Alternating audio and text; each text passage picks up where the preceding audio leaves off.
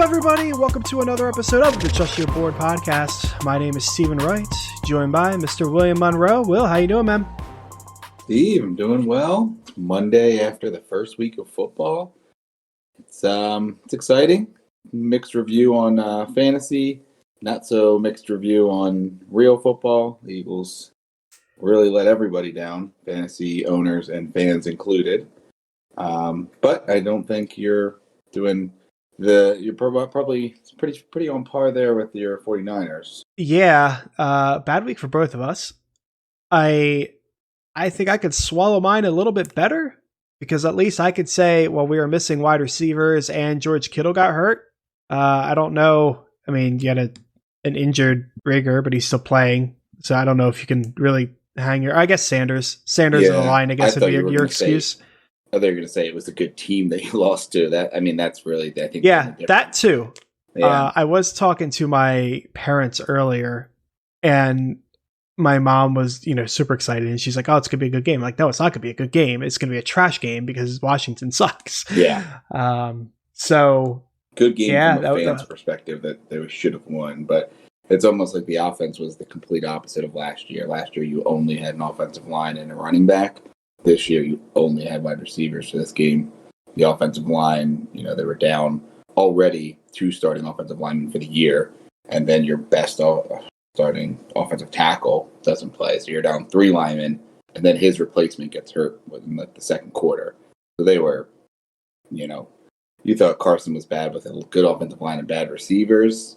Just wait until you see him play with no offensive line and decent receivers. It's couldn't run the ball.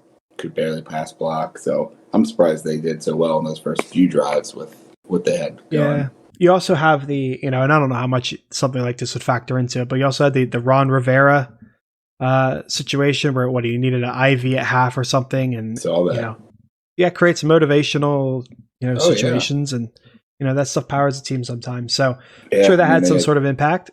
27 points for the Redskins and that football team, and 20 of them were off of a turnover. So that doesn't help either. Turnovers, you lose turnover battle 3-0. It's almost always a loss in the NFL. Yep, can't win if you turn the ball over a lot. No, but in slightly brighter news, I think we both did, at least middle to, at least close to 500 on our fantasy leagues here. How are you looking after week 1 or here at the end of week 1? Yeah, it's a mixed bag. Some of the teams that I really wanted to win in, I'm not. I still got 2 that are up in the air. I think 2 that are pretty firm losses and another 2 that are like firm wins, something like that. So yeah, I'm pretty even across the board. I'm looking at my dynasty team that I've won back-to-back championships in, and I'm somewhat concerned. Yeah. So we'll have to see, but my running back core was made up of Mostert, Singletary, Fournette, James White. So I haven't had the best offseason in the world either. Sony was another one. So yeah, it's been messy. How about you? How's your week panning out so far? I think most of the kind of the charity leagues that we're in or kind of tournament leagues lost. I think we pretty much can chalk up the Megala Bowl, the Triple S. It's going to be tight, but I'm up by 20, but I've got 1 quarterback. He's got a quarterback and 2 skill positions, so I don't imagine I win that one. My main dynasty league, that team is pretty loaded for pretty handily, so that looks good. Lost my home league. Won a newer kind of college friend league that we're trying to superflex out in.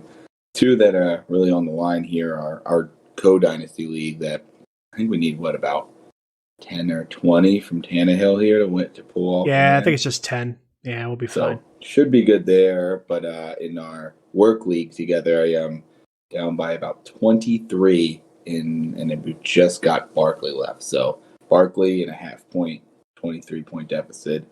Doable. Very doable for him, especially here in half point. So we will see for that one. We will. In the meantime, we got some waivers to go over. You want to touch on them? Yeah, first waivers of the year here. So we've got, we're going to be going through some quarterbacks, some running backs, some wide receivers, tight ends, and defenses. Yeah, cool. So per the usual, I guess we can start over on the quarterback position. Just kind of go over a handful of people each. Is there anyone that you're super interested in?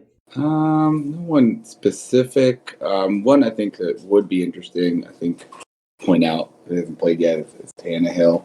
I think he's a 45% available on waivers here, and got Jacksonville next week. So see what he does tonight.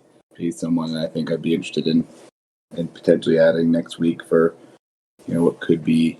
It looks like Jacksonville's going to be able to score, but not the best defense.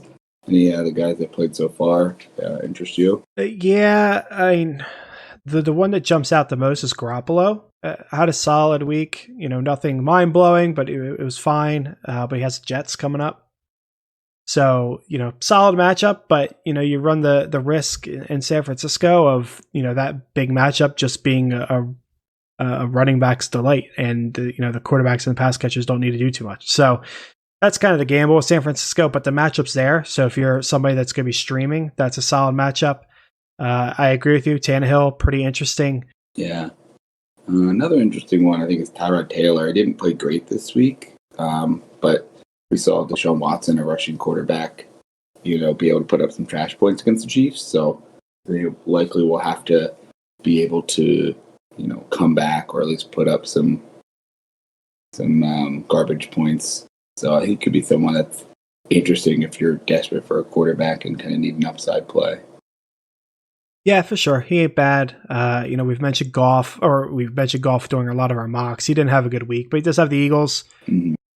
That could help out. But, Minshew's the one that I'm really like, that's the big question mark for me is what am I doing with Minshew? He's got the Titans, which should be a tough matchup, but he just had a tough matchup. So, I don't know what to make of Minshew. I don't think I'm taking a shot on him yet, but tentatively I got my eye on him. So of the guys we just touched on, Will, you brought up Tyrod and Tannehill. If you had your free agent budget, what would you, percentage-wise, what would you spend on either of them? Probably not much for quarterback. I feel like I'm usually saving that for the running back position, or maybe if there's someone I really like at wide receiver. I feel like maybe 5%. I don't know that I want to spend anything more than 10% on a quarterback.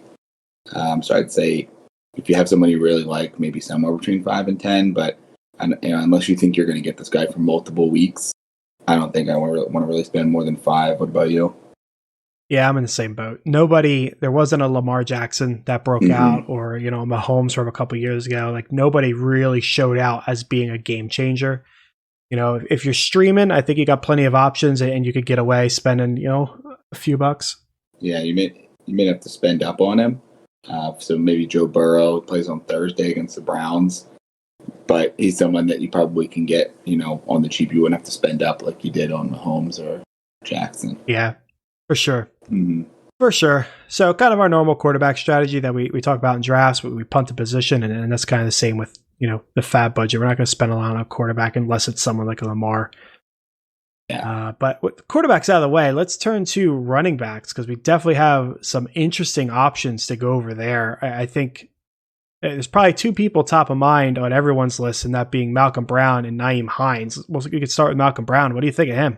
Yeah, I do think he's going to be used at least early on here. I always worry when there's 3 guys. You got a rookie in Akers, and as much as I do think it's going to be Akers and Brown, and maybe it's more of a hope, McVay definitely likes Malcolm Brown, so he's going to be involved. But I do somewhat worry that Henderson gets involved, especially as he gets healthier as the season goes on. So I'm a little worried there as well. So I wouldn't, put it past anybody or fault you if you want to put, 10, 15, 20 on him for potentially the breakout. But I'm a little hesitant, especially with the three running backs there and 2 guys that maybe have a little more untapped potential. What about you? Yeah, I'm in the same boat. I don't trust him. I would assume that eventually Akers is going to get the timeshare there, and this potentially as soon as next week. This could be a week 1 easing your rookie into the situation. Maybe they take the first 3 weeks and they make it kind of a preseason for Akers, and they, slowly work him in, and then they really start upping his reps. But yeah, I don't see Malcolm Brown as being a long-term solution. We know what Malcolm Brown is. I think he's a solid guy given the role, but he's not going to be a game changer. Where I think Cam Akers obviously has that potential. So, like you said, he'll probably end up going for 10, 15%. Some people I'm sure would pay up over 20. I'm not super interested, but if I was somebody that drafted like a Fournette and I got burned at the running back position early, Malcolm Brown might buy you a few weeks just to get by and help figure things out. From that standpoint, I don't really mind him that much. Yeah, and I think I fall into the trap where I only want to spend up if it's a guy that I know I'm going to get for a long period of time or the rest of the season. Whereas, you have to kind of have that mindset that if you can buy, an RB2 for, even if it's, 2, 3, 4 weeks, maybe that's worth, 10 to 20% of your budget, because you're going to get a guy that you can plug in and hope that the rest of your team can kind of figure it out the rest of the way, because maybe there is no, blow up running back. They're likely it's going to be at some point, but, if there's only one or two and you miss out on them, maybe spending, just a chunk of your budget here on Malcolm Brown would make sense. Yeah, for sure. But you do mention, a blow up running back. I think the next guy on our list has that potential. Mm-hmm. We definitely talked about in the offseason, as did a lot of people, and that was Nyheim Hines. He had a solid week. We know Phillip Rivers uses his check down guys, and now we have the injury with Marlon Mack. He'll be out for the season. What do you make of Hines? Yeah, Hines is someone that I think I would spend on, especially if it's a half point or full point PPR. I do think him and Taylor are both going to be used. And with all three of them there, it got a little more murky. You just didn't know how it was going to be divvied up. And it was surprising the way it was divvied up even this first game, but I do think both of them are going to be valuable because the team seems like they're going to rely on the run a lot more and, maybe just kind of the short passing game. So that'll keep Hines very relevant. I think he, has a pretty solid floor of probably anywhere from 5 to 7 targets. You can kind of bank on him grabbing 4 or 5 passes a game, and then hopefully from there get you enough yards to have a safe floor. And he has a chance of getting in the end zone, especially with Rivers, being one of the best check down quarterbacks out. I think Jonathan Taylor is probably the lead dog, and it's going to get most of the carries. But Nyheim Hines is definitely going to be very relevant. So I wouldn't mind spending up on him because he's someone that I think you can bank on being a relevant piece, likely a flex player, maybe even an RB2, depending on what you need for most of the season, if not the whole season here. So what do you think of from a percentage standpoint? What would you be willing to pay? It's tough. And I think it's more kind of, I got to get myself out of the mindset of that passing down back, isn't as valuable as the guy who's going to get to the carries, but especially in a half point or a full point, I think he's probably going to go for somewhere between 30 and 50. So there's going to be a couple leagues where someone drops, 70, 100 even on him. But, I think I'd feel comfortable somewhere in that 30 to 50 range. And if you really want to make sure you get him, I wouldn't put it past someone for, putting more than that on, because this is one of those guys that, while he's probably not going to get a majority of the carries, he's going to be involved and going to be getting, I'd imagine at least 5 to 10 touches, if not more, a game. Yeah, I'm about to say on the low end, I'd like to get him for 30. I think I would pay 40 personally. But yeah, I mean, if you want to pay 60, I get it. If you paid 60% of your budget for Eckler last year, that won you a league. Now, I don't think Hines is Eckler, but that's the kind of situation. He's a potential league winner. We got 2 guys here next. I kind of categorize them similarly. I don't know if you do, but we got Barber and Peterson. Any interest in either of them? Not really. Maybe Peterson, for like the next, couple games. Barber, I think he's just going to be more a thorn in Gibson's side, Gibson owner's side. But Peterson, I think, is someone that until, carry on, proves it or breaks out or is healthy, or Swift really kind of steps up and takes that job, Peterson probably is going to have a few weeks of relevancy here. So, I'm probably not going to get him because I imagine I'm not going to put more than 5 or 10 down on a guy like that. But, someone probably puts more than that on, but he's someone that you could probably plug in if or injury prone or if you're an injured team or you're desperate for a running back that you can likely utilize here. What about you? Yeah, I'm the same. Barber is just going to be a touchdown guy and an offense that I don't really want the touchdown guy for. And AP, he'll be fine while Carry-On's out. And like I said before, Malcolm Brown, if you're somebody that got burned on Fournette or something, then, that's a fine plug for a couple weeks. Is there anyone else, think of one more running back. Is there anyone else you think is worthy to talk about here? We had a couple guys I'll just run through real quick. Josh Kelly from the Chargers, Chase Edmonds from Arizona, Jerick McKinnon from San Francisco, Carlos Hyde from Seattle.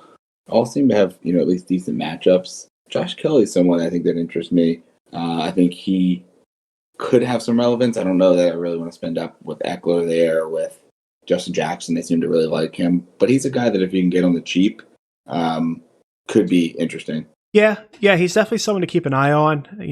I'll give a quick shout out to McKinnon. Talked him up a lot this offseason. He was definitely involved this week.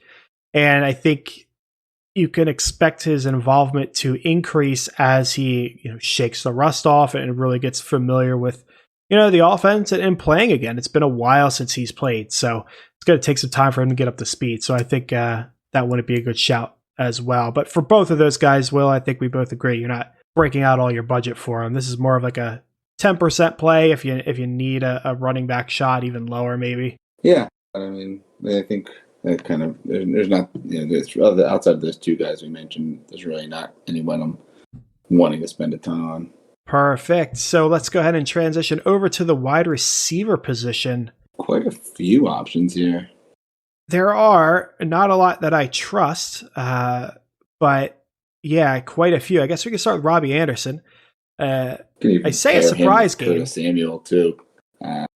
Both of them. Yeah, both of them really. Carolina pass catchers. Mm-hmm. Are you interested in either of them? You're paying up for either? I mean, Robbie had a big catch, and I probably don't pay up for him, but if I can get him for 5 or 8%, something like that, he's someone I wouldn't mind stashing on the bench and plugging in a play or in a situation where you need big points. Yeah, I'm about the same. He's definitely a big play guy. We've known that in the past, and that's just what's going to take. I'm currently debating right now. I don't even know if he's available in our redraft league, but would I drop Mecole Hardman for Robbie Anderson? The answer's probably. Yeah, I think you can go either way. I don't think I can fault you for keeping him for him. They're kind of similar type guy, but you got the better offense with Mecole, but you just can't guess who's going to get it there. Yep, 100%. How about MVS? We saw him getting talked up towards the end of training camp, right before the season start. Does look like it paid off. Yeah. Any interest in MVS? I think I would pick him up. He's someone that Aaron Rodgers usually doesn't kind of just blow smoke. If he says he likes someone, he's going to try to make them relevant. I do worry because I know MVS had a couple key drops, and so he could have had a bigger day even. But he's someone that if he can come into his own here, I think he and it's going to be every other game with him and Allen Lazard. So I think both of them are good options, and I wouldn't mind having them on the bench and kind of as plug and play guys. Not someone I'd be thrilled to play right away though. Yeah, he's another 5-10% kind of guy. I don't think I'd go 10% really, but yeah, he's in that range where he could be interesting. One who I think will get picked up a lot that I think people are going to overpay for is Russell Gage. I just don't see. He had a big week, and we both like Gage. We talked about a fair bit during the offseason, but I don't think that kind of a week is in the cards for him all that often. But I can see people paying up for him. Interesting. What do you think? They each, him, Ridley, and Julio, each had 12 targets, each had 9 receptions, and each had over 110 yards. So it was pretty equally spread out. I don't know that they're going to be throwing the ball that much, and Matt Ryan's going to have that good of games. Maybe he gets touchdowns here and there, but I imagine Ridley's the guy, and I think most people hope Julio is also the guy. So I don't know that you can count on touchdowns there. I imagine the way he played, he's just going to go a lot more. He's going to be a lot more expensive than I'm willing to pay. So I imagine I'll get outbid most places. I've got him in a couple dynasty leagues already, so could be a place where you could sell high on him if someone's interested in buying. Yeah, for sure. We got a Willy Sneed who had a good week. I think we all know what Willy Sneed is, so I don't think we really need to talk about that. Those Jacksonville receivers, both of them are interesting. Yeah, I've always liked Cole. I thought he's a really good receiver and can make some really good catches.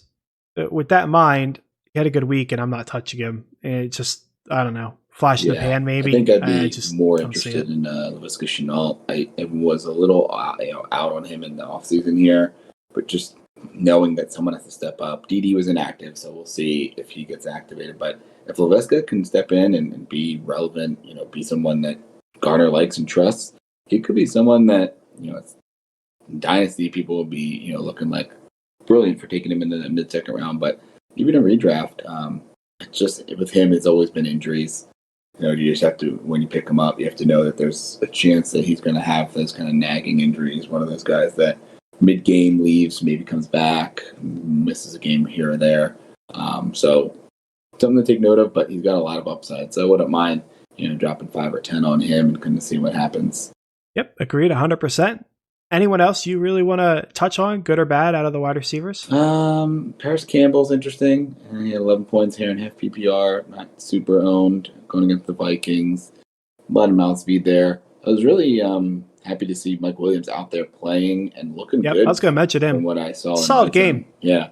I think he had about 9 points. So I think in the end zone, the offense didn't look great overall, but he looked like he was running. He was getting a lot of targets. So if you have him and you didn't play him, and maybe you want to wait another week, but if he looks healthy in practice and we hear good things, he's someone that I wouldn't mind firing up in a wide receiver for your flex option.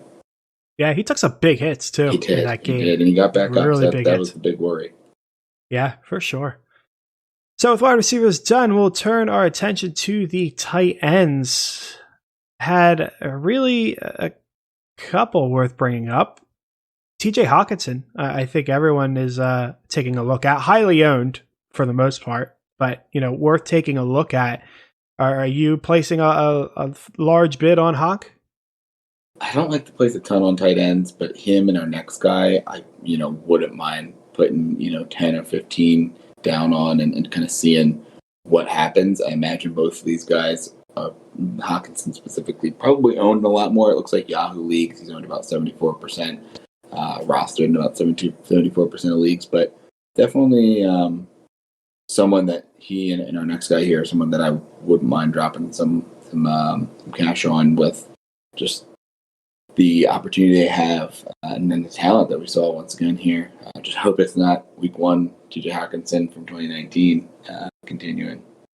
Yeah, I mean, we very well might, we looked in hindsight, like, oh yeah, it was just ended up being the Arizona matchup. We very well might end up looking back and saying, oh yeah, Galladay was out.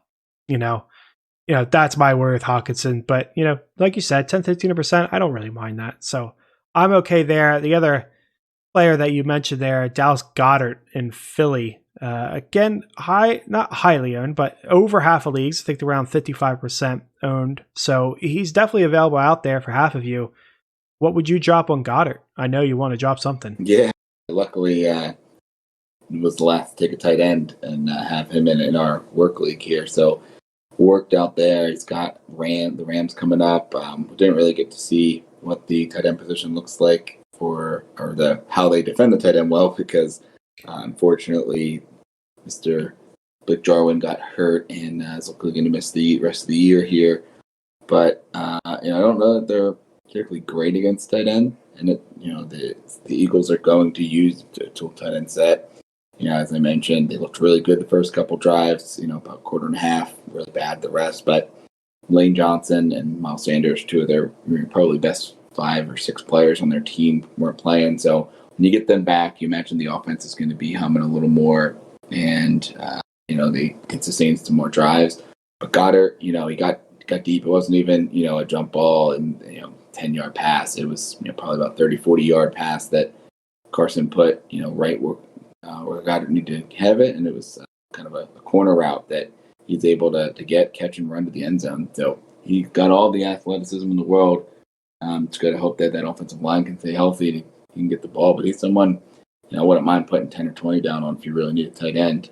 You usually don't want to do that with that position, but he seems like a guy that can really step into his own, and despite having another top 5 tight end there with him. Yeah, it's a team that's going to run a lot of 2 tight end sets this year. Mm-hmm.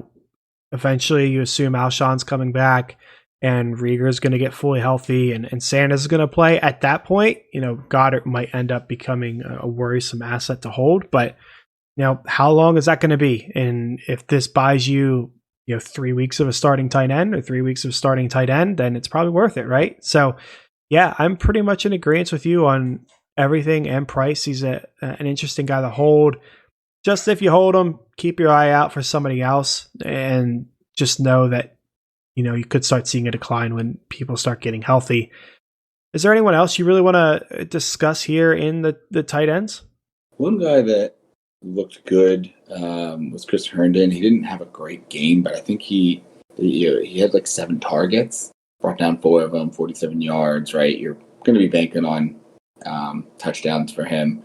But the Jets have the Panthers this week. Panthers, put up some points, but they, got ran all over and even with, I think Ruggs looked good. We didn't have any Brian Edwards, but Waller, I think, I don't distinctly remember his stat line, but I think he looked at least decent. So Herndon is a guy that you may not have to pay anything for. It could be a decent spot start here and maybe breaks out, going forward here. And one guy I'd be a little wary about is Logan Thomas. He, puts up a touchdown. He could be someone that most people and most leagues are going to go, bid a little too much on. I think that was just the way that game went. Watching the whole game there, the momentum shifted completely to that team, and even the defense kind of for the Eagles started to look bad by the end and wasn't able to tackle him. So he's someone I'd be a little more wary about. How about you? Yeah, about the same. Interested in Herndon. You could probably get him for 0, given he didn't put up a big point line. But like you said, the usage was there. Logan Thomas is interesting. I know some people had him pegged as like a breakout this year or a potential breakout this year. If you have people in your league that are really studious and pay attention to stuff like that, they might be looking to grab him up now. I wouldn't. In a situation like that, you're going to have to overpay to hit him and definitely not overpaying for him. If you're in a really bad spot, you could get him for 0, I'm sure. $1 or 2, I'd be okay with that. But yeah, he's a long shot. I agree. But yeah, I don't think there's really anyone else. Maybe Olsen. We've seen the Seahawks rely on the tight end plenty, and he had a good game for a tight end. So that's an okay shot too if you want to drop $5 or something here and there. Well, I'm going to run through a couple defenses that we had in mind. Any other tight ends or anything else come to mind before I run through that? Nah, go ahead and touch on them. So we got 4 defenses that were owned in 50% or less of Yahoo leagues here and have decent matchups or kind of had an interesting start to the season. One we haven't seen just yet, kind of similar to the Tannehill from earlier with the quarterbacks. Titans play the Jaguars. As I mentioned, Minshew looked good, but we'll see. Interesting. Packers have the Lions at home. Rams play the Eagles on the road, but definitely something to monitor, especially if the offensive line isn't healthy there. That could be a very one-sided game with the way Aaron Donald and the Rams defense can play, especially looking pretty well against the Cowboys. And finally, the Cardinals against the Washington football team. They looked good, but I think that may be a byproduct of the Eagles playing pretty poorly. So Cardinals obviously looking very good against the Niners. That could be a sneaky start there. So if you had to pick one, Will, to stream, who would you pick? I think I'd probably lean Cardinals or Rams. And it would come down to whether Sanders and Lane Johnson are playing. If they're not, the Eagles are going to be able to put up some points, but there's going to be some turnovers. It could be sloppy again. If they are, I think Washington, while they beat the Eagles, I still think that's a very poor football team. And I don't think the Cardinals' defense is great, but I do think that they're going to be able to control the clock there. And I think that's an interesting one that you could probably get for pretty much free because people may be a little higher on the Washington football team than they should be after that Week 1 win. Yeah, I'm in the same boat. If I were to place my bet, it's going to be on the Rams for all the situations you mentioned. Now, if they suddenly get healthy, I think I'd go with the Titans. and just hope for a Minshew implosion, but it gets iffier after that. But yeah, I much prefer the Rams. Cool. That's going to wrap up the waiver show here today. Tune in on Thursday as Will and I go through our start sit decisions for the week. Until then, trust your board.